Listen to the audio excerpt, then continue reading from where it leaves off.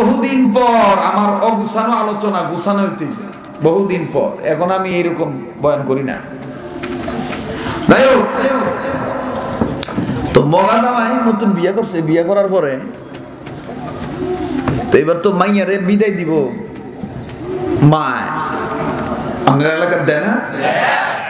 তো জামাইয়ের হাত ধইরা, মাইয়ার হাত ধইরা জামাইয়ের হাত দিয়ে কইতাছে, মাইয়াটা নতুন তোমার ঘরে যাইতাছে, তো রান্না বান্না তেমন পারে না, যদি ভুল হয় তরকারি রানতে যায়, যদি লবণ কম বেশি দেয় মাইরো না, লাগলে আমার কইও, আমি যাইয়া আমার মাইয়ার বদলে কাম করে দিব, তো ঘরে অশান্তি করো না। কথাটা খারাপ কইছে? এটা কইতাছে আর কান্তাছে আর কইতাছে আমার মাইয়ার খুব আদরে, মাথা রাই নাই উনে খাইবো দেখা, জমিনে রাই নাই ভিপরে খাইবো দেখা, এরকম কিছু নাটক কান্দা কান্দে না বেরি। আরে কথা দি কস না তোরা, নাটককে কান্দা কান্দা মানে এই মগায় মনে করছে কি যে আমার শাশুড়ির একটা সান্ত্বনা না দিলে আমার শাশুড়ি শান্তি পাইব না, এই লেগে একটা সান্ত্বনা দিছে, ইমন সান্ত্বনা দিছে ও। এই মগায় ভর করিয়া শাশুড়ির কান্দা দেখা শাশুড়ির মাথা হাতায় আর ডাক দেখ আমা ও, আপনি কে রে, আপনি মাইয়াটা লেগে তো চিন্তা করেন, আপনি কে রে বুঝেন না, আপনি মাইয়া দিলে আমার মাইয়া কই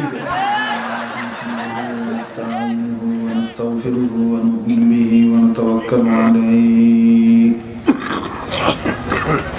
ونعوذ بالله من شرور أنفسنا ومن سيئات أعمالنا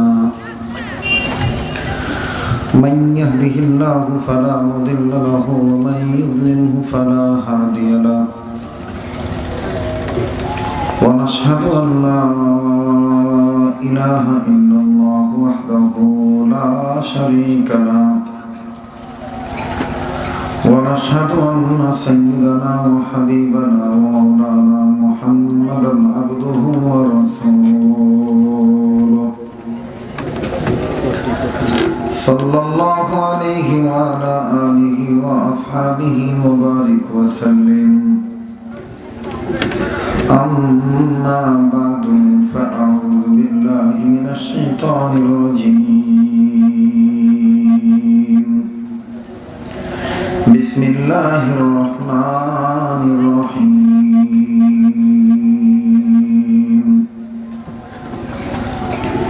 يا أيها الذين آمنوا قوا أنفسكم وأهليكم نارا وقودها الناس والحجارة أعدت للكافرين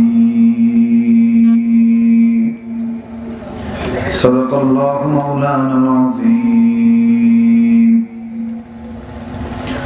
اللهم صل على محمد وعلى آل محمد كما صليت على إنك حميد مجيد اللهم بارك على محمد وعلى آل محمد كما باركت على إبراهيم وعلى آل إبراهيم إنك حميد مجيد শ্রদ্ধেয় সভাপতি, আমন্ত্রিত যোগ্য বুজুর্গ হযরত উলামা ইকরাম, সর্বস্তরের সম্মানিত সুধী, পর্দার আড়ালের মা ও বোনেরা, আল্লাহ পাকের দরবারে লাখ কোটি শুকরিয়া আদায় করি যে মহান মালিক আমাকে আপনাকে উলামা ইকরামের মজলিসে বেহেশতের বাগানে আল্লাহ এবং আল্লাহর রাসূলকে পাওয়ার মজলিসে একটি দ্বীনি ইদারা কর্তৃক আয়োজিত এই মুবারক জলসায় যে আল্লাহ আসার বসার তৌফিক দান করলেন, দিল থেকে জবান খুলে শুকরিয়া আদায় করি আলহামদুলিল্লাহ। ভাই মাহফিল তো গতকালকে যাওয়া হয়ে গেছে, কারণ এখানে গতকালকে যিনারা এসেছিলেন তারাই বর্তমান ভারত উপমহাদেশের মধ্যে আলোক উজ্জ্বল একজন দায়ী হিসেবে তিনারা কাজ করতেছেন। আমার ব্যস্ততার কারণে হয়তো বা এই ডেটটা আজকে আমার রাখা হয়েছে, কিন্তু গতকালকে যেনারা ছিলেন শেখুল হাদিস আল্লামা মামুনুল হক দামাত বারাকাতুল্লাহ আলী,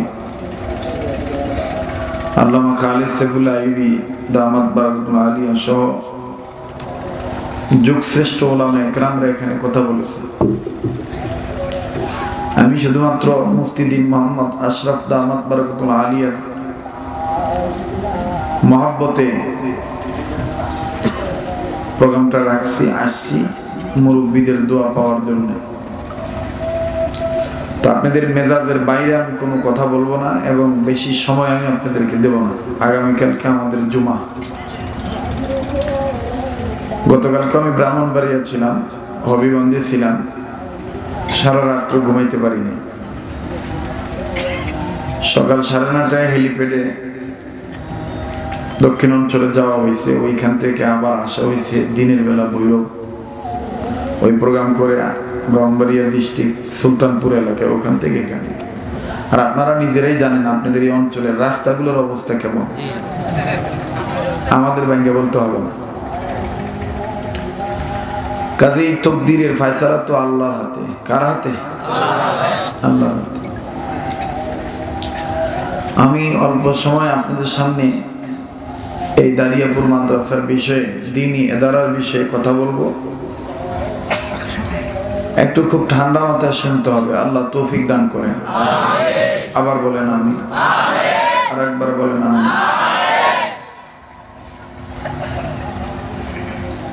পবিত্র কোরআনুল কারীম থেকে এর আগে আমি জানতে চাই,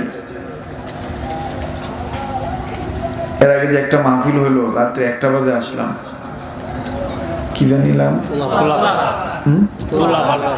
তোলাপাড়া। আমার বয়ান শুনছিলেন কারা কারা? একটু হাত তুলে দেখান। আচ্ছা, তো ওইখানে রাত্রে 1টা বাজে এসে আমি প্যান্ডেল ভরপুর পাইছি। আর এইখানে আইসা প্যান্ডেলের অবস্থা মাশাআল্লাহ। যাই হোক, যে পরিমাণে লোকজন আছেন আমি বেজার নাই, আমাদের মাকসাদ এটা না। যদি 5 জনও হয় দাও তো তবলিগের উসুল মান্য কথা বলতে হবে। কথা বলেন ঠিক কিনা? আমি শুধু মানে হালতটা বলতেছি। ওইখানে 1টা বাজে এইসব লোকজন পাইছি, এখানে লোকজন পাই না। কারণ কি? কারণ একটাই, বয়ান গতকালকে জাহর হয়ে গেছে। যার আকর্ষণ ছিল সে আকর্ষণ ব্যক্তি গতকালকে এসে চলে গেছেন। এখন যা এটা হলো বোনাস। এটা কি বোনাস? এটা যদি আল্লাহ দয়া করে মায়া করে আমরা ইজ্জত করে তাইলে ইজ্জত পাইতাম, আর যদি আল্লাহ দয়া মায়া করে ইজ্জত না করে আমরা পাইতাম না। এরপর আর কোনো কথা থাকতে পারে না, ঠিক কিনা? এত রাত করে আপনারা বই রয়েছেন, আমিও আইছি, দুর্বল মানুষ, ক্ষুধার্ত মানুষ, ঘুমন্ত মানুষ। আগামীকালকে জুমার বয়ান এবং আগামীকালকে আমাদের বাংলাদেশের বৃহত্তম বড় বড় সম্মেলন। এখান থেকে নেমেই চলে যেতে হবে আল্লামা মামুনুল হক সাহেবের মাদ্রাসা। ওইখানে আমার সকাল থেকে 10টা পর্যন্ত নিগরানি, 11টা থেকে 12টা পর্যন্ত মধুপুর পীর সাহেব হুজুরের ওইখানে খতমে নবুয়ত সম্মেলনের মাহফিল। এরপরে আবার মসজিদ থেকে 3টা পর্যন্ত সেখানে সময় দিতে হবে। তারপরে মসজিদের পরে আবার আসতে হবে জামিয়াতুত তারবিয়ায়, ওইখানে সময় দিয়ে আবার যাইতে হবে টঙ্গী, ওইখান থেকে সময় দিয়ে আবার যাইতে হবে আর এক মুরব্বীর দরবারে, এরপর যাইতে হবে আইবি সাহেবের একটা নির্দেশিত মাহফিলে। তা আমরাও তো মানুষ নাকি, বলেন? কথা কয় না?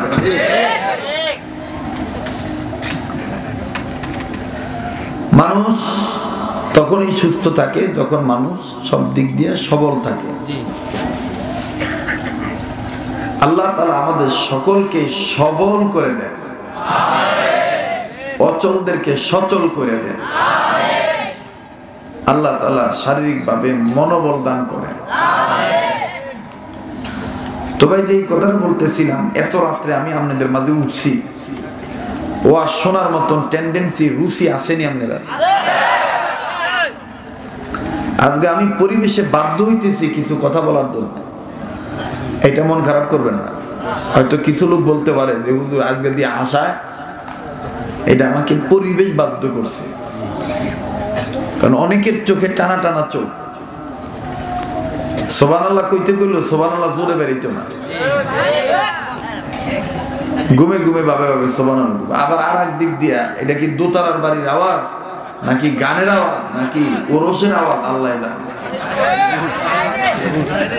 যন্ত্রণা শেষ নাই, ঠিক কিনা কন? আচ্ছা হেরা জাহিরি হোক, হেরা জাহিরি হোক আর খাইরি হোক নাকি কন? ও শোনার মতন রুচি টেন্ডেন্সি আসেনি, কারণ খিদা যদি না থাকে, মুহম্মদ মজা যদি না থাকে, যত বালা খাও নই দেন কইব আমি খাইতারি না, ভাল লাগে না, কথা কয় না। এই জন্য উর্দুতে একটা কথা আছে, ইয়ে আদমি তুম রুচি সে খানা খা। হে মানুষ, তুমি তোমার রুচি মোতাবেক খানা খাও, যেটার প্রতি তোমার রুচি হইব এটা খাইও, যেটার প্রতি রুচি হইব না এটা যদি কেউ তোমার জোর করে খাওয়ায় তাহলে খাইও না। খাইবা ঠিকই কিন্তু রাখতার তা হয় উপরে দিয়ে বাইরে এই বোনের নিচে দিয়ে দেবো।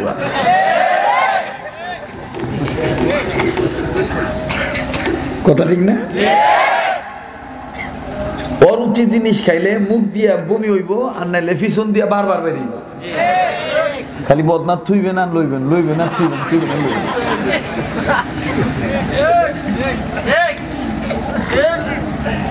এরকম এক বেটার মুখ মজা নাই, মুখের রুচি বাড়ানোর লেগে ডাক্তারের কাছে যাই, তো প্রতিমধ্যে বৃষ্টি শুরু হয়ে গেছে। ডাক্তারের কাছে যাইব কে রে, মুখটা ওয়াশ করাবো যাতে বেশি খাইতারে। জানে কথা ঘুমাই গেছেন গা? আপনারা যদি থাকুন তাহলে আমি কিছু কথা কমো, আর যদি না থাকে না আমারই বালা।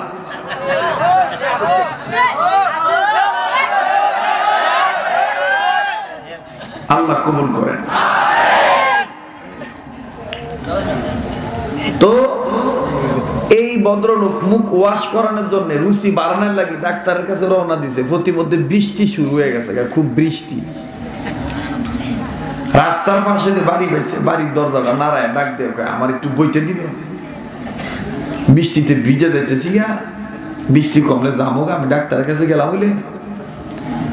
তো ফতিকের কথা শুনে বাড়ি এলার মায়া লাগবে, থাকতে দিছে। কিন্তু যেই সময় থাকতে দিছে এই সময়টা হইলো লাঞ্চের টাইম, দুপুরবেলা খানা খাওয়ার সময়। বেটারে ডাক দিয়ে কইতেছে, বাড়িওয়ালা ডাক দিয়ে কইতেছে, আগন্তুক মেহমান যেহেতু আইয়াই পড়ছে বিনা দাওয়াতে, আর আমরা যেমন খাওয়ার সময় এই বেটারে না দিয়া খাই কেমনে, জিজ্ঞান বেটা খাইব নি? তো বাড়িওয়ালা জিজ্ঞাইতেছে, ভাই আইন সাইডে ভাত খাই, আমরা জামাইবো ভাত খাইতাম, তা আপনার দিয়ে খাই কেমনে? এটা চোখে শরম আছে না? তো দাওয়াত দিছে, দাওয়াত দেওয়ার পরে বেড়া কয়, ভাই কি খাইতাম, মুহ মজা নেই। কয় কি খাইতাম, মুহ মজা নেই। আচ্ছা ভাই যা পারেন তাই খায়। আচ্ছা এত করে জম করতেছেন, কি ভাগ করছেন? কয় আমরা গরিব মানুষ, ডাইল আর ভাত পাক করছিলাম, আর কিছু বস্তু আছে বর্তা বর্তা, কয় নিয়ে আও। তো দস্তরখানা, প্লেট, জগ ইত্যাদি দিয়া বোল বা ডিশ বা গাবলা বইরা ভাত আনতে গেছে। বাসা বুঝেননি? হ্যাঁ, তো বোল বইরা ভাত আনতে গেছে, ভাত আইনা তুই ডাইল আনতাম গেছে, ডাইল আইনা দে ভাত নেই। এই বেটা বিনা ডাইলি ভাত খাইলিস। বাড়ি এলাকায় সর্বনাশ, হ্যাঁ কুলো হের মুহ মজা নাই, ওখান দিয়ে আমার বলো ভাত নাই। বেটার কি আসলে বেশি খিদা লাগছে?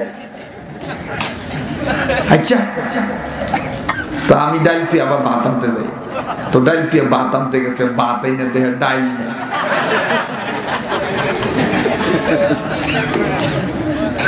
এই টেকনিকটা আমাকে জুবাইর আহমদ আনসারী শিখাইছিলেন, যে যেখানে দেখবা লোক ছত্রভঙ্গ, আদা বউন না আদা যাওন না ভাবলে ওয়াজ হনে তুই নিয়ত করে বইছি। এর রাহুন্যের একটা কৌশল দেওয়ার লাগে, এইটা লইয়া আদা দাউন না, আদা থাউন না, আদা দাউন না, আদা থাউন না। এই জন্য বক্তার কৌশল অবলম্বন করতে হইব, রাহুন না।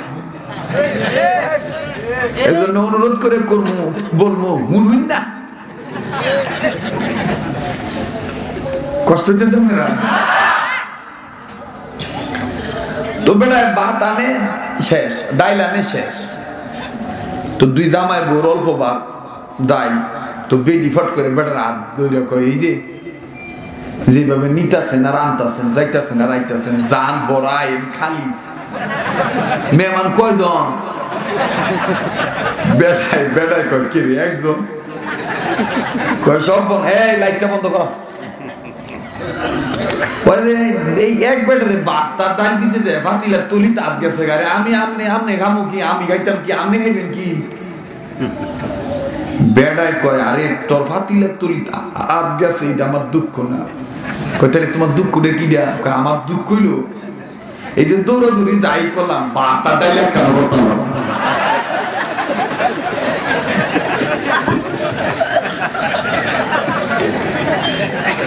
এই যে দৌড়াদৌড়ি যাই করলাম, ভাত আর ডাইল। তো ওয়াজ মাহফিলের লোক কম হোক আর বেশি হোক, বক্তা নামি হোক আর দামি হোক, আমরা একটা দুঃখ হইলো ওয়াজ আর আমল এক জায়গায় করতাম না। যদি ওয়াজ আর আমল এক জায়গায় করতাম তাহলে হকের আওয়াজ বন্ধ করার জন্য এরকম না হকের আওয়াজ দিয়া ডিস্টার্ব করার সাহস হতো না। কষ্ট হইতেছে আপনারা? বেদার হইতেছে? ঘন্টা গানির সময় দিবেন নি? যুবক বাইরে কি কম দিবানি? আচ্ছা কেডা কেডা দিতা না দুই হাত তুলে দাও। আমি বলছি কেডা কেডা দিতা না দুই হাত তুলে দেওয়া, ফট করে হাত তুলে দিছি। আসলে এটা না বুঝা তুলছে, তবে সব জায়গায় না বুঝা হাত তোলা ঠিক না। এক মগা জামাই নতুন বিয়ে করছে, বিয়ে করার পরে তো বিয়ের সময় শাশুড়ি মেয়েরে বিদায় দেয় না, কথা কথা আপনার এলাকার বিদায় দেয় না? আরে তোর লাগে কি লইছে, লইলে লো নাইলে হিলে রেখে দা। কোন জঙ্গলে ওয়াজ করতাম, আল্লাহ মঙ্গল করে দেও। এই বসো না কেন? বসো, সরম এখান থেকে চলে যাও। তার ভিতরে যাইবার দাও।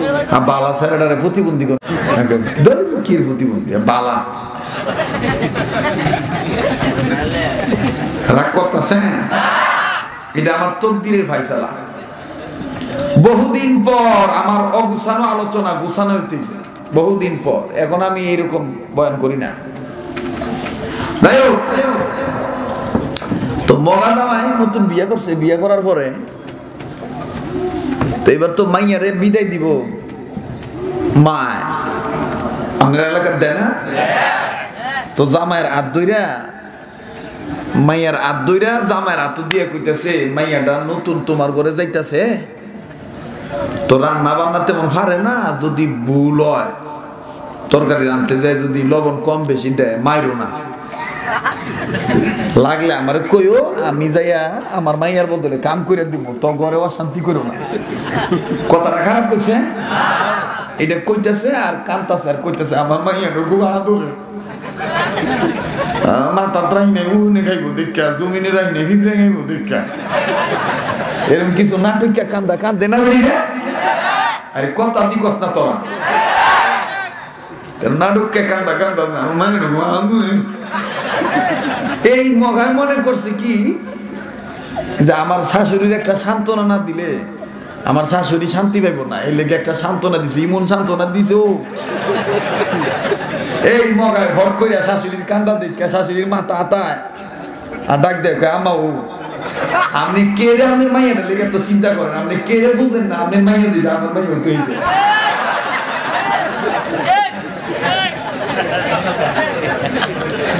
আচ্ছা আপনারা কোন এই মগা কি বুঝছে?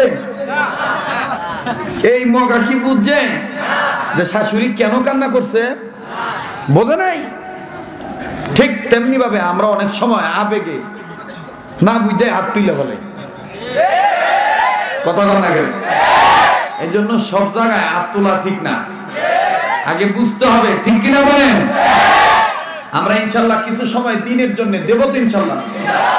কারা কারা পেরেছি দু হাত তুলে আল্লাহকে দেখাই।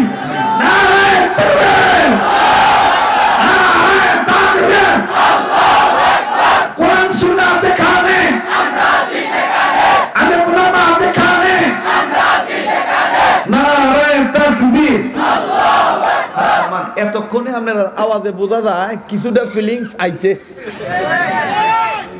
কিছুটা ফিলিংস আইছে, এনার্জি আইছে, ইচ্ছা আইছে যে কিছু বয়ান শুনতাম।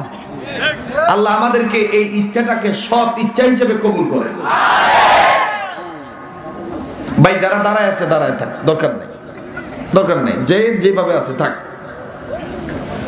আল্লাহ তাদেরকে এইভাবেই কবুল করবে, নাকি বলে? ইস্তেমার মাঠে দেখেন না তবলিগের কোনো আমির কয় নাকি যে আপনারা পিছনে জায়গা আছে, পিছনে জায়গা আছে, জায়গা আছে, কিন্তু ওই যে কিছু মানে অর্ধেক অর্ধেক থাউন না, অর্ধেক গুলো যাওন না, ভাল লাগলে থাকতাম নাহলে যাইতাম, এটা হলো নিয়ম। অর্ধেক থাউন না, অর্ধেক যাওন না। কিন্তু আল্লাহ যদি কবুল করে তাইলে আল্লাহ পাক এমন মোহাব্বত করবেন সবাই হইবেন রাহুন না, ঠিক কিনা বলেন? আল্লাহ আমাদের কবুল করেন।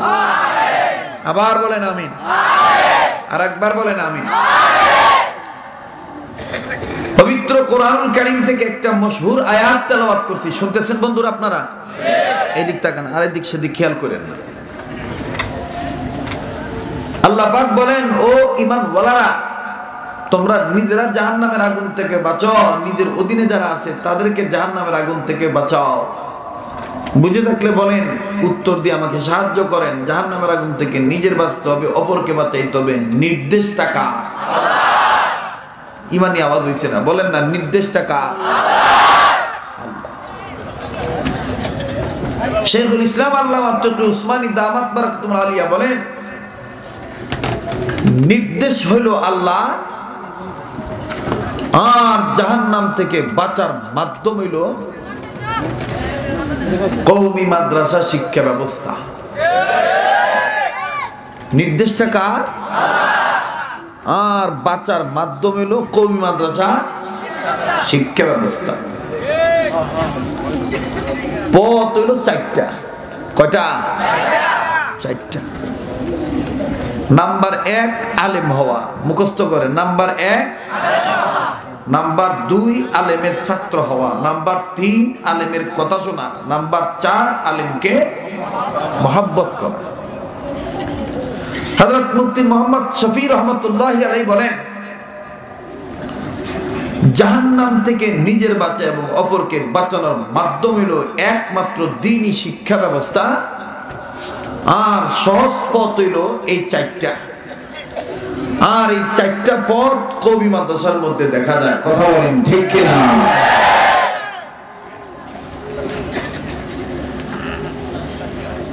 কওমি মাদ্রাসার সিলেবাসের দিকে তাকাইলে, কওমি মাদ্রাসার নিজামুল আওকাতের দিকে তাকাইলে, ব্যবস্থার দিকে তাকাইলে, তালিম তারবিয়তের দিকে তাকাইলে স্পষ্টভাবে ইজহার হয়ে যায়, বোঝা যায় যে জাহান্নাম থেকে বাঁচার মাধ্যম এই শিক্ষা ব্যবস্থায়। ঠিক কিনা বলেন? এবার আবার বলেন, জাহান্নাম থেকে নিজের বাঁচতে হবে, অপরকে বাঁচাইতে হবে। নির্দেশটা কার? আমার বন্ধুরে, আমার ভাইরা, জাহান্নাম থেকে নিজের বাঁচা লাগবে, অপরকে বাঁচাইতে হবে। নির্দেশ আমার আল্লাহর, আর মাধ্যম হইল দ্বীনি শিক্ষা ব্যবস্থা। এ বন্ধু, এ বাবাজি, কোনো দিকে কোনো খেয়াল নাই। আমি মুসাফির মানুষ, অল্প সময় কথা বলে স্বল্প সময়ের মধ্যে বিদায় নিয়ে চলে যাব। দেখেন তো দেখি, আবেগা কান্দা না, হাকিকতান এক ফোঁটা চোখের পানি আপনি ফালাইতে পারেননি। এ বন্ধু, জুমার রজনী কানতে পারলে মাওলার পক্ষ থেকে হবে মেহেরবানি, পরিবর্তন হয়ে যাবে জিন্দেগানি। বাবাজি,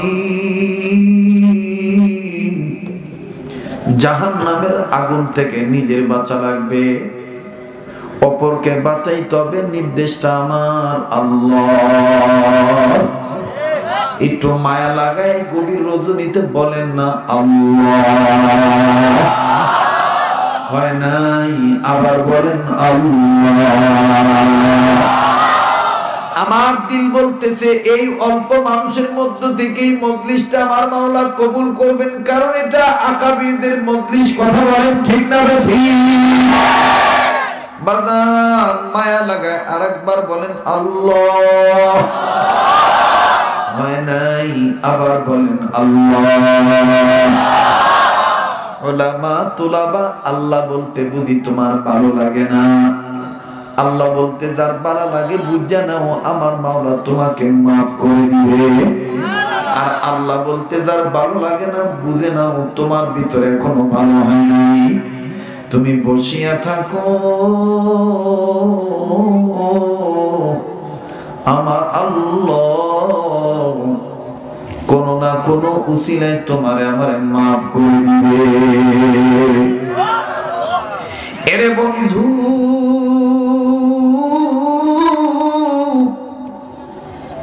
কোন দিকে কোনো নজর নাই, খুব খেয়াল করে কথাগুলো শোনা চাই। আল্লাহ পাক ঈমানওয়ালা বান্দাদেরকে ডাক দিয়ে বললেন, ঈমানওয়ালা, তুমি নিজে জাহান্নামের আগুন থেকে বাঁচো, নিজের অধীনে যে আছে তাকেও জাহান্নামের আগুন থেকে বাঁচাও। আফসোসের বিষয় হলো, আজকে তোমার আমার সামনে জাহান্নামের কথা বললে তোমার আমার কান্না আসে না। ও বাজান, অথচ তোমার আমার গুনার অভাব নাই, তোমার আমার অপরাধের অভাব নাই বাবাজি। অথচ যাদের গুনাহ ছিল না তাদের সামনে যদি জাহান্নামের বয়ান করা হইতো, এমন কান্না কানতে কানতে কানতে কানতে কানতে দাড়ি ভিজে ফলাইতে। এমনকি বাজান নামাজের সিজদায় যাই এমন কান্না কানতো, কান্নাকাটি করার কারণে সিজদার জায়গার মাটিটা কাদা কাদা হয়ে যাইত। এ বন্ধু, দেখো তো দেখে দিলটা নরম হয়নি। ঈমান নামক দৌলত যদি তোমার অন্তরে থাকে, আসো, ফিরে আসো, আমার মাওলার দিকে ফিরে আসো। আমার আল্লাহ বলেন, ফাফিরু ইলাল্লাহ। আসো গোলাম, আসো, আমার দিকে ফিরে আসো। আমার জানা নাই এই ময়দানটার মধ্যে কার মা নাই, কার বাবা নাই। আমার জানা নাই কে এতিম হইয়া বসিয়া রইছে। বাজান রে, কার মা বাপ যেন কবর থেকে কান্দে আর বলে, পুত্রে আমরা লাগি দোয়া করলি না, আমরার কবরের খবর নিলি না। বাবা কবরে এসে খবর পাইছি, কোন সন্তান যদি ছেলে মেয়ের জন্য কান্দে, আল্লাহর কাছে গুনাহ মাফ চায়, মা বাবার মাগফিরাত কামনা যদি করে, আমার মাওলা বাচ্চাদের কান্নার উসিলায় মা বাবার মাফ করিয়া দেয়। একটু আওয়াজ দিয়া বলস না আল্লাহ। বাজান, কেউ কারো দিকে তাকাইস না। কেউ যদি চলে যেতে চায় চলে যাইতে দি, খবরদার ঠেকাবি না। একটা লোক থাকলে, আমি একটা লোককে নিয়ে রশিদ আহমদ গঙ্গির রহমতুল্লাহ আলাইহি, হযরত আকাবির আসলাম বুজুর্গদের নকশায় আমি কথা বলবো। বন্ধু, দেখো তো দেখি কান্নাকাটি করা যায় কিনা। তোমার আমার সামনে জাহান্নামের কথা বললে দিল নরম হয় না, অথচ তোমার আমার গুনার অভাব নাই। আর ফেরেশতা জিবরাইলের কোনো গুনাহ নাই, কিন্তু ফেরেশতা জিবরাইল আমিন একদিন নবীর সামনে এসে খালি কান্দে আর কান্দে। নবী বলেন, জিবরাইল কান্দো কেন? জিবরাইল ডাক দিয়ে বলেন, ওগো নবীজি,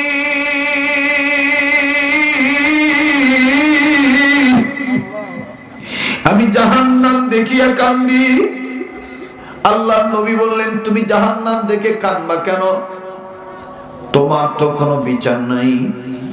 জিবরাইল আমিন বললেন, ওগো নবী, আমি জাহান্নাম দেখে এই কারণে কান্দি, জাহান্নামের আগুনের কালারটা কেমন জানি একেবারে সাদা।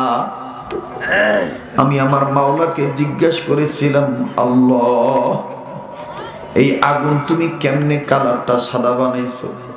আমার মাওলা জবাবে বলছেন, 1000 বছর জ্বালাইয়া এই কালারটা আমি সাদা বানাইছি।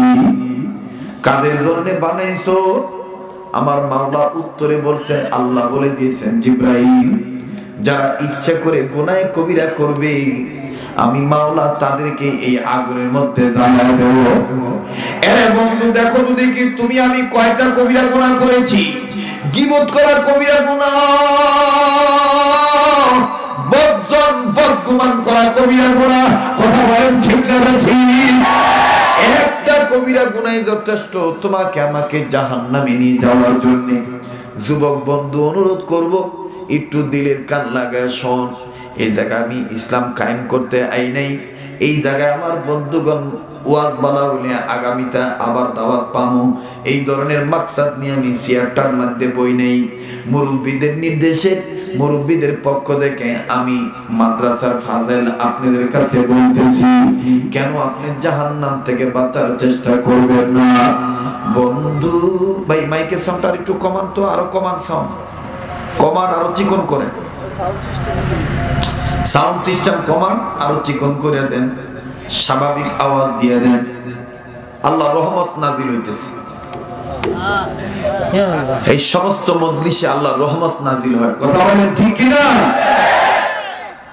হযরত সাইয়্যিদুত তাইয়্যিবা হাজী আমদাদুল্লাহ মুহাজির মক্কি রাহমাতুল্লাহ আলাইহি বলেন, আল্লাহর ভয়, আল্লাহর মহব্বত নিয়ে যখন কথা বলা হয়, কথা শোনা হয়, তখন আল্লাহর দয়ার বৃষ্টি শুরু হয়ে যায়।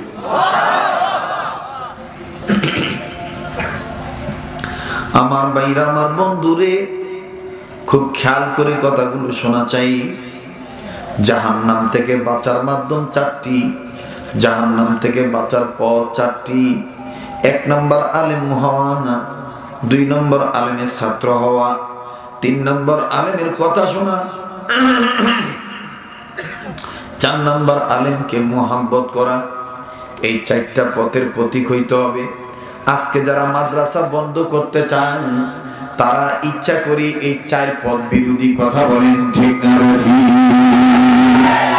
তারা তত বিরোধী হোক, আমরা বাংলাদেশের মুসলমান, আমার এই দেশ শামসুল হক ফরিদপুরের দেশ, আমার এই দেশ মুফতি আমিনের দেশ, আমার এই দেশ আল্লামা মরহুম আজিজ রহমাতুল্লাহর দেশ, আমার এই দেশ উলামায়ে দেওবন্দিদের দেশ, আমার দেশ ফখরে মান্দারের দেশ, আমার দেশ বড় হুজুর রহমাতুল্লাহর দেশ, আমার দেশ টুপিওয়ালা, দাড়িওয়ালা, দাওয়াতের তাবলীগওয়ালাদের দেশ, ইসলামী আন্দোলনের কর্মীওয়ালাদের দেশ। এই দেশে ইসলাম ছিল, ইসলাম আছে, ইসলাম থাকবে।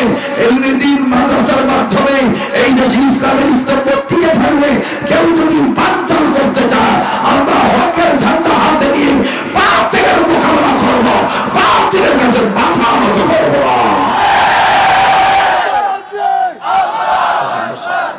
আমার বন্ধুগণ বলেন, আমরা গোলাম খান? আবার বলেন, গোলাম খান? আমরা হকের পক্ষে না না হকের পক্ষে? হক হইল মাদ্রাসা শিক্ষা ব্যবস্থা। হক হইল মাদ্রাসা শিক্ষা ব্যবস্থা। মুসলমান বন্ধুরে, মনে অনেকে ভাবতে পারেন, হুজুর বুঝি তুলা ভরার মতন অনেক লম্বা বয়ান করব না, অল্প সময়ের মধ্যে স্বল্প কথাটা বিদায় নি। বন্ধু, ইমানদার বান্দাকে ডাক দিছেন কে?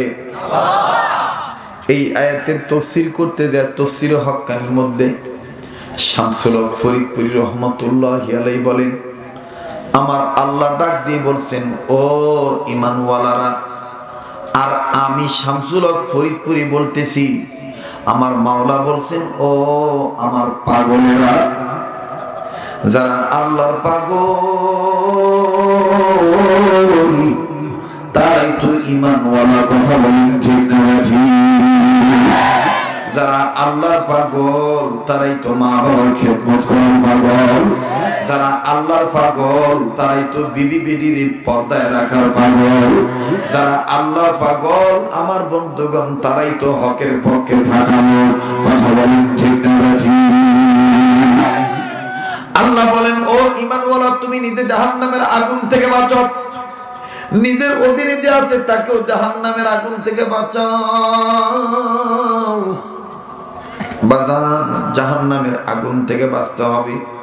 আর জাহান্নামের আগুন থেকে বাঁচতে হইলে মাধ্যম উসিলা তালাশ করতে হবে।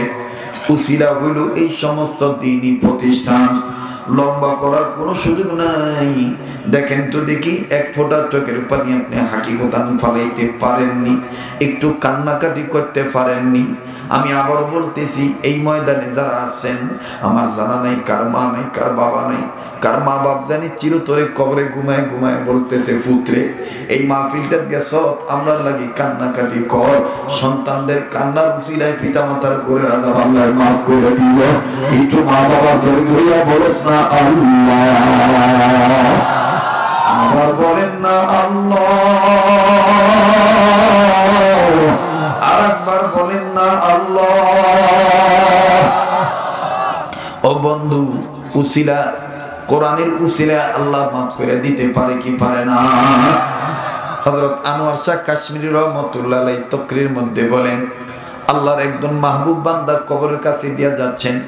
কবরের কাছে দিয়া যাওয়ার সময় কেমন জানি বুকটার মধ্যে গরম বাতাস লাগতেছে। এই বুজুর্গ কবরের কাছে দাঁড়াইলেন। কবরের কাছে দাঁড়াইয়া চক্ষুটা বন্ধ করলেন। চক্ষুটা বন্ধ করে মুরাকাবার নিয়ত করলেন। ভিতরের চক্ষু দিয়ে কবরের দৃশ্যটা দেখবে। বলেন তো দেখি, আল্লাহ ওয়ালাদের ভিতরের চোখ খোলা না বন্ধ? বলেন খোলা না বন্ধ? এই বুজুর্গ চক্ষুটা বন্ধ করিয়া দেখি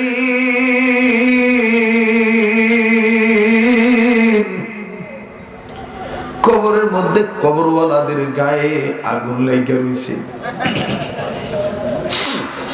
বিভিন্ন কবরওয়ালাকে মোটা মোটা সাপ পেঁচায় ধরে রাখছে। আবার কোন কোন কবরওয়ালাকে ভয়ঙ্কর বিচ্ছু কামড় দিতেছে। আবার কোন কোন কবরওয়ালার নাকের ছেদ্রে দিয়া সাপ ঢুকতেছে, আর এক ছেদ্রে দিয়ে বেরোইতেছে। এই বুজুর্গ দেখতেছে খালি আযাব আর আযাব। আনোয়ার শাহ কাশ্মীরি রহমাতুল্লাহ আলাইহি বলেন, এই বুজুর্গ আল্লাহকে বললেন, আল্লাহ, কি এমন গুনাহ করছে যে গুনার কারণে এই পুরা এলাকার কবরগুলোর মধ্যে খালি আযাব আর আযাব। আল্লাহ, তুমি যদি মাফ না করো এরা তো মাফ পাবে না। এই বুজুর্গ যখন আবার মুরাকাবায় গেল, এই যুবক, চিন্তা করে দেখ না, তুই মা হারায় থাকলে তোর মা কিন্তু এখন কবরে, তুই দাদা হারায় থাকলে তোর দাদা কিন্তু এখন কবরে। আমার ভাইরা, আমার দিল বলে আজকের মাহফিল কবুল হবে। আরে মায়া লাগায় আরেকবার বলেন না আল্লাহ, আরেকবার বলেন না আল্লাহ। কোনো নড়াচড়া নাই, এদিক সেদিক কোনো খেয়াল নাই, কোনো ওঠা উঠি নাই। অল্প সময়ের মধ্যে কথাটা ফিনিশিং দিয়ে দেই। বাগান রে, যার মা নাই সে জানে মায়ের কত বড় দাম, যার বাবা নাই সে জানে বাবার কত বড় দাম। এরে বন্ধু, তুলা পাড়ায় কথা আমি বলছি কিনা জানি না, আমি আজকে আপনাদেরকে বলিয়া দিই, আল্লাহ রাসূল সাল্লাল্লাহু আলাইহি সাল্লাম মায়ের পাগল ছিলেন, বাবার পাগল ছিলেন। মা বাবার কথা কেউ যদি বলতো নবী কান্নাকাটি করতেন। জাহান্নামের কথা শুনলেই আল্লাহর নবী কাঁদতেন। কিন্তু তোমার আমার আফসোস হইল, তোমার আমার সামনে জাহান্নামের বয়ান করা হয়, মা বাবার কথা বলা হয়, তোমার আমার সামনে যতই বলা হোক না কেন তোমার আমার দিল নরম হয় না। এর বন্ধু, যার মা নাই সে জানো কত বড় নিয়ামত হারাইলা। আমার বন্ধু বন্ধুরে আমার বাবাজিরা, মা এমন একটা নিয়ামত, মা এমন একটা নিয়ামত, মা এমন একটা নিয়ামত। আমি বয়ান করতে যে প্রায় বলি গো, অনেক ঘটনা আপনারা আমাদের জানা আছে। আমরা বাঙালি হিসাবে অনেক ঘটনা কিন্তু অনেক সময় পড়ি, কেউ মাসিক আদর্শ নারীর মধ্যে পাই, কেউ পেপার পত্রিকায় পাই, আবার কেউ প্রত্যক্ষদর্শী হইয়া একবারে প্রেজেন্ট থেকে সরাসরি ঘটনা দেখি। আমার বন্ধুগণ, এরকম কিছু মায়ের ঘটনা আমি দেখেছিলাম, আমি শুনেছিলাম, আমি নিজের প্রত্যক্ষদর্শী মায়ের ঘটনা এরকম দেখেছি। এ বন্ধু, মায়ের ডেলিভারি যন্ত্রণা ছটফট করতেছে, ক্লিনিকে নিয়ে যাওয়া হলো, ডাক্তার বলে দিল অপারেশন করা লাগবে। অপারেশন করার আগে ডাক্তার বলতেছে যে কোনো একজনকে বাঁচাইতে হবে, হয় মাকে নাইলে মায়ের বাচ্চাকে। আমার বন্ধুগণ, আত্মীয় স্বজন সবাই সই দিয়ে দিল। আমরা গাছ চাই, ফল চাই না, মা চাই, আমরা বাচ্চা চাই না। মায়ের বাচ্চা থাকলে জীবনে বহু ইনশাআল্লাহ সন্তান পাওয়া যাবে। সবাই সই দিয়ে দিছি, বাচ্চাটা যদি মারার প্রয়োজনে বাচ্চাটা মেরে ভালো, নাউজুবিল্লাহ। কিন্তু বন্ধু, মায়ের কাছে যখন এই খবর আইলো, মা ডাক দিয়ে কেটে কে সই, বলে তোমার পেটের অবস্থা বালা না, বাচ্চারে নাকি মাইরা ফালাইলি তুমি ভালো হয়ে যাইবা, তুমি বালা থাকবা। মা কান্দার ডাক দিয়ে কয় না না, প্রয়োজন বোধে আমারে মারো, আমার বাচ্চাকে মারার দরকার নেই। প্রয়োজন বোধে আমারে মারো, আমার বাচ্চাকে মারার দরকার নেই। আরে বন্ধু, এখনো তাদের মা আছে, বৃদ্ধ মা, বাড়িতে না যাওয়া পর্যন্ত অপেক্ষায় থাকে, কখন আমার ফুত আইব, কখন আমার সন্তান আইব। আল্লাহু আকবার। এমন একটা মায়া লাগাই দিছে, বাজান দিয়ে কয়টা কথা বলবো দেখেন তো দেখি। এই দারিয়াপুর মাদ্রাসায় শেষ দিনের মাহফিলে মোনাজাতের আগে একটু মায়ের মহাব্বতের চোখের পানি ফালাইয়া ওলামাদের মজলিসে বসিয়া কান্নাকাটি করা যায় কিনা? একটু মায়া লাগা আরেকবার বলেন না আল্লাহ, আবার বলেন আল্লাহ, আর একবার মা বাবার ভক্ত হয়ে বলেন না আল্লাহ। কত ঘটনা বাজার এরকম প্রত্যক্ষদর্শী দেখেছি। যেমন এমন একটি ঘটনা যেটা মারাত্মক হৃদয় বিদারক ঘটনা, কঠিন চিত্র বাজান রে, যে কথা শুনে অনেকেই ঠিক থাকতে পারে না। মাঝে মধ্যে সফর করার জন্য তো বিভিন্ন নদী পাড়ি দিতে হয়, কখনো মেঘনা, কখনো পদ্মা, কখনো যমুনা। আমার বন্ধুগণ, পদ্মা নদী পাড়ি দেওয়ার জন্য যখন মাওয়াঘাট হইয়া ফেরিতে দিয়া যখন ফরিদপুর অঞ্চলে বরিশাল বিভাগে যাব, বন্ধু আমি ফেরির মধ্যে আমার গাড়ি তুলছি, আমার গাড়ির পিছনে অ্যাম্বুলেন্স উঠছে, অ্যাম্বুলেন্সটা হলো লাশবাহী গাড়ি। ও বাজার, অ্যাম্বুলেন্সের ভিতর থেকে কান্নার আওয়াজ আইতেছি, ছোট্ট বাচ্চা চিৎকার দিয়ে দিয়ে কইতেছে আমি আমার আম্মুর কাছে যাব, দুধু খাবো। তোমরা আমার আম্মুরে কাঠের বাক্সের মধ্যে বইরা রাখছো কেন? আমার আম্মুরে এত ডাকি, আমার আম্মু কেন আমার ডাক শোনে না? আমার আম্মুরে আমি ডাক দিব, আমি আমার আম্মুর কাছে যাবো, দুধু খাবো। এ বন্ধু, বুঝা বাকি রইল না। এই বাচ্চাটা বুঝতেছে না যে তার মা মারা গেছে। এই বাচ্চা বুঝে না মরা কি জিনিস। বাচ্চাটা চিৎকার দিয়ে দিয়ে বলতেছে আম্মু দুধু খাবো। ও বন্ধু, গাড়ি থেকে নামিয়ে যখন ওই গাড়ির দিকে নজর দিলাম, নজর দিয়ে দেখি বাবা অসহায় হইয়া বাচ্চাটা কোলে লইয়া কান্দার ডাক দিয়ে বলে আল্লাহ, আমার বিবি তো মরছে না, আমারে মারিয়ে থুইয়া গেছে। আল্লাহ, তোমার দরবারে বলি, দুনিয়াতে কোনো বাচ্চাকে বাপের কোলে থুইয়া মায়ের আগে নিয়ে যাও না আল্লাহ। আল্লাহ, এই যন্ত্রণাটা আমি সইতে পারতেছি না আল্লাহ। আরে বাদান রে, কত মুরব্বীরা কাঁদতেছে যার মা নাই। এই মুহূর্তে মায়ের ভালোবাসা অন্তরে পয়দা হয়ে গেছে। কত বড় নিয়ামত হারাইছি, কত বড় নিয়ামত হারাইছেন আমার বন্ধুগণ। বাচ্চাটার এই কান্নার আওয়াজে আকাশ বাতাস কেমন জানি ভারী হইয়া যায়। কাছে যায় নজর করে দেখি, বাপ বেডার বাপ লোকটার গালে মুখে খালি কামড়ের দাগ আর কামড়ের দাগ। বাবা যখন বলে তোর মায়ের করতো নাই না দিব, তোর মা তো মরিয়া গেছে। এই বাচ্চাটা কয় তুই মিথ্যা কথা বলো, আমার মায়ের তোরা ঢাকার মধ্যে এই কাঠের বাক্সের মধ্যে ঘুরে রাখছো, বাড়ি করে দে, বাড়ি করে দে, আমি আমার মার কাছে যাবো, দুধু খাম। এই কথা বলে আর বাপের কসমস করে কামড় দিয়ে ধরে, কখনো নাকে কামড় দেয়, কখনো গালে কামড় দেয়। নজর করে দেখি বাপের নাকের ভিতরে আঙ্গুল ঢুকায় দিয়ে নাকটা ফাইরে ফেলাইছে, নাকের ভিতর থেকে বাপের রক্ত পড়তেছে, তাও বাপে বাচ্চাটারে মারে না, খালি কান্দার ডাক দি বলে আল্লাহ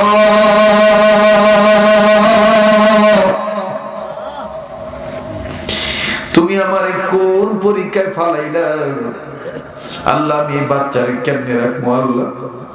কাজেই বাজান মা বাপ কিন্তু একটা বড় নিয়ামত। হযরত আনোয়ার শাহ কাশ্মীর রহমাতুল্লাহ আলাইহি তার তকরীরের মধ্যে বলে, এই বুজুর্গ দেখতেছেন কার মায়ের কবরে জানি খালি দাউ দাউ করে আগুন জ্বলতেছে, কার বাবার কবরে যেন দাউ দাউ করে আগুন জ্বলতেছে। এই বুজুর্গ কানে আওয়াজ শুনতেছে, কবরওয়ালারা চিল্লায় বলতেছে না আমাদের জন্য তোরা দোয়া কর, আমরা কবরের খবর বালা না, আমরা কবরের খবর বালা না। এই বুজুর্গ আল্লাহকে ডাক দিয়ে বললেন আল্লাহ এই লোকগুলা কি এমন গুনাহ করছে যেই গুনাহ করার কারণে লোকগুলার কবরে আযাব এসে গেছে। আল্লাহ আল্লাহ আল্লাহ এই কবর আযাবগুলা কি বন্ধ হবে না? ভাই আমি আবার বলতেছি, কেউ যদি চলিয়া যাইতে চাই চলিয়া যাইতে দিবি, শেষ ভালোটা সব ভালো তার। এই শেষ সময় আখিরি মুনাজাতটা করিয়া যাই, আমার মাওলা কবুল করবো ইনশাআল্লাহ। ও উলামা তুলাবা, তোমরা তো আগামী প্রজন্মের শাইখুল হাদিস হইবা, তোমরা তো আগামী প্রজন্মের, তোমরা তো আল্লাহওয়ালা হইবা, তোমরা তো আল্লাহওয়ালা হইবা। যুবক বন্ধুরা কে কি গুনাহ করছো, আরে গুনাহ মাফের জন্য মায়া লাগায় বলো না আল্লাহ।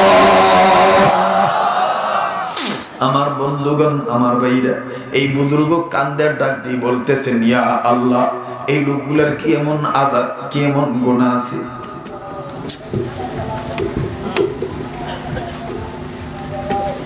কি এমন গুনাহ আছে যেই গুনার কারণে এইরকম আযাব হইতেছে। হযরত আনোয়ার শাহ কাশ্মীর রহমাতুল্লাহ আলাইহি বলে,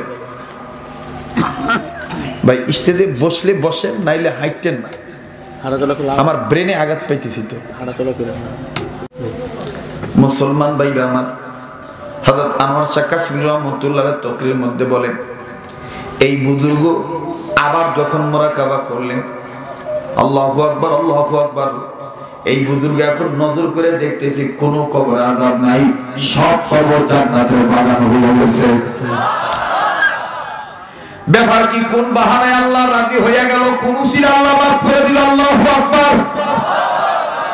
আমার বন্ধুগণ, আমার বাবাদিরা, হযরত আনোয়ার শাহ কাশ্মীর রহমাতুল্লাহ আলাইহি তার তকরীরের মধ্যে লেখেন, এই বুজুর্গ মুরাকাবা শেষ করিয়ে এলাকার মধ্যে ঢুকলেন, এলাকায় দুইটা ডাক দিয়ে বলতেছেন তোমরা জন্য একটা খুশির খবর, আমি তোমরা এলাকায় আসিয়া কবরের কাছে দাঁড়াইয়া মুরাকাবা করে দেখছি তোমরা বিভিন্ন আত্মীয় স্বজন কবরে আগুন জ্বলতেছে, কিন্তু এখন আবার নজর করে দেখতেছি কোনো কবরে কোনো আগুন নাই। তোমরা এলাকার মধ্যে কোনো ভালো কাজ কেউ করছো নাকি, কি এমন কোনো কাজ কারো আছে নাকি? লোকেরা ডাক দিয়ে হযরত আমরা এই এলাকা থেকে ওই এলাকার গ্রামের সাইডে একজন হাফেজে কোরআন আল্লাহর বান্দা মারা গেছে, এই বান্দাটার কবর দেওয়া হয়েছে এই এলাকার মাটির নিচে, এই মাটির নিচে এই বান্দাকে শোয়ানো হয়েছে। এই বুজুর্গ ডাক দিয়ে বলেন, একজন কোরআন তেলাওয়াতকারীর উসিলায় আমার আল্লাহ শত শত হাজার হাজার মুর্দাকে মাফ করে দিয়েছে। আল্লাহ আল্লাহ আল্লাহ আল্লাহ। এই জুমার রাত্র আল্লাহ এই মাটির নিচে এলাকায় কারা ঘুমে আছে আমি জানি না। আল্লাহ আল্লাহ এখানে কত আল্লাহ আছে। গতকালকে শাইখুল হাদিস এসে গেছেন, আজও মুতাবার জমহুর উলামায়ে কেরামরা এখানে আছেন, যারা শাইখুল হাদিস, যারা আমাকে পড়ানোর মতো যোগ্যতা রাখেন, তারা নিচে বসে বয়ান শুনতেছে।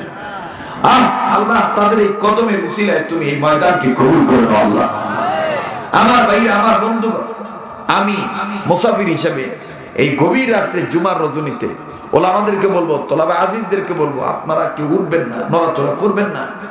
আমি এই গভীর রজনীতে ছোট্ট একটা আবদার করব, যেই কোরআন তেলাওয়াতকারীর বরকতে আল্লাহ পুরো এলাকার মহল্লাবাসীকে আল্লাহ মাফ করে দিয়েছে, এই কোরআন এই মাদ্রাসা শিক্ষা দেওয়া হয়। রাসূল বলেন, খায়রুকুম মান তাআল্লামাল কোরআন ওয়া আল্লামা। ওই ব্যক্তি উত্তম ব্যক্তি যে নিজে কোরআন শিক্ষা গ্রহণ করে এবং অপরকে কোরআন শিক্ষা দেয়। এই উত্তম পদ্ধতি মান্না উত্তম হইতে যাইয়া আমি একটা উত্তম কাজ করতে চাই মাদ্রাসার পক্ষে মুসাফির হিসাবে। আল্লাহর হস্তে বলবো, ওলামা তোলামাদেরকে বলবো, উঠবেন না। মাদ্রাসার কোনো ছাত্র এখান থেকে ছত্রভঙ্গ হবেন না। আপনাদের বরকতে আল্লাহ এই ভাঙ্গা মাহফিলটারে চাঙ্গা করে দিয়েছে, কথা বল ঠিক কিনা? আমি এই হাজার হাজার মানুষের মধ্য থেকে 30টা গোলামের কাছে আমি 30,000 টাকা 30 পারা কোরআন শরীফের মহব্বত, 1000 টাকা 1 পারা কোরআন শরীফের মহব্বত। এমন কোন যুবক, এমন কোন বাজান এখানে আসেননি, মুরব্বী আসেননি যে 1000 টাকা নগদ 1 পারা কোরআন শরীফকে মহব্বত করে আমার হাতে দিবে। আল্লাহ কবুল করুন।